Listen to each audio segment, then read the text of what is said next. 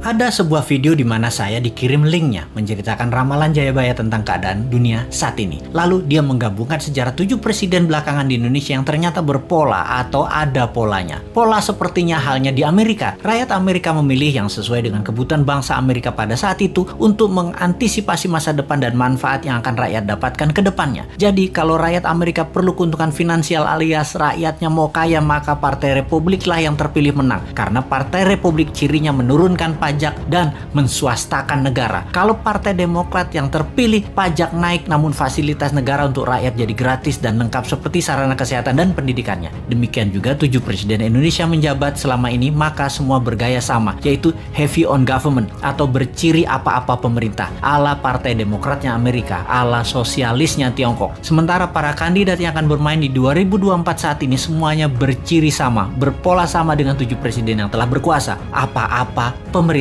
Hanya Bosman Sontoloyo yang punya konsep heavy on swasta atau menswastakan kegiatan membangun ekonomi terbesarnya dan menurunkan pajak konsepnya seperti Partai Republiknya Amerika. Untuk hal ini memang kembali ke masyarakat karena konsep menswastakan pemerintah belum pernah terjadi sebelumnya, atau mengikuti swasta terutama UKM dalam porsi besar lebih dari 80% ekonomi belum pernah terjadi sebelumnya dalam 7 pemerintahan yang telah berjalan. Selama ini memang tenaga kerja 96% diserap UKM, namun ekonomi UKM hanya 40% saja dari porsi ekonomi nasional. Sisanya adalah anggaran pemerintah dan oligarki. Sudah 7 presiden polanya ya seperti ini. Belum pernah UKM naik kekuatannya menjadi menguasai ekonomi ke 80% atau naik 100% dari sekarang, atau 2 kali lipat kekuatan ekonomi saat ini yang bisa membuat GDP per kapita naik dari $4.000 menjadi $8.000 dalam sekejap. Sungguh, kalau mau UKM menang, juga pajak turun. Ya tidak pakai siapapun yang mencalonkan di 2024 yang saat ini ada di etalase calon presiden. Tapi entah bagaimana, bangsa Indonesia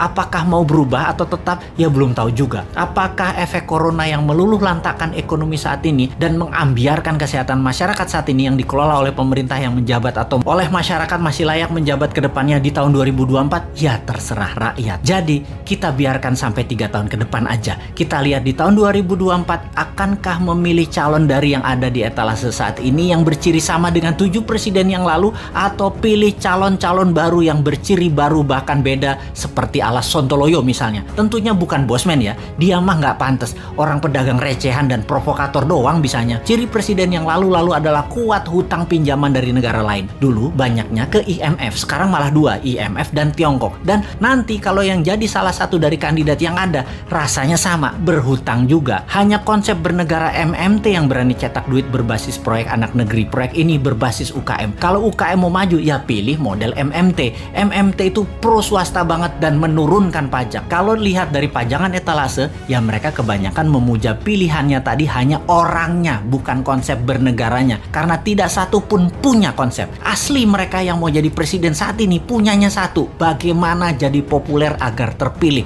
Mek ngono tok ilmunya. Bener deh, bagaimana supaya Anda memilih mereka? Citra aja dibenerin, bukan konsep yang mereka jual. Kalau Bosman, citranya kan kampungan, provokator, komentarnya norak, kulitnya hitam. Jadi karena karakternya nggak bisa dijual, maka dia jual konsep. Itu pun norak. Mainstream ya tetap maunya ngutang asing. Yang anti hutang asing kecil banget yang mendukung UKM malah nggak ada. Akhirnya UKM-nya senang ngutang juga kalau cari duit. Kapan berubahnya bangsa ini? Begitu kuat doktrin minjem itu di kepala semua pejabat sampai UKM-nya pun tidak ada alternatif lain. Kembali ke video yang linknya saya dapat dan saya nonton, ternyata Satrio Piningit atau kesatria yang dipingit itu keluar ketika ada goro-goro atau malapetaka dahsyat menghancurkan negara dan dunia. Saat ini virus corona dianggap goro-goro. Lalu ketika goro-goro terjadi, ada kesatria yang suaranya saja muncul, wajahnya dan penampilannya dipingit tidak muncul, yaitu Bosman. Jadi kesatria yang dipingit tadi adalah kesatria yang terus-menerus memberikan arahan, solusi, dan sosoknya dipingit, diumpetin, yang penting pesannya tercapai. Lalu pola kepemimpinan nasional yang lengkap menjabat. Pak Karno itu Majapahit atau Jawa Timuran, Pak Harto itu Jawa Tengah atau Mataraman,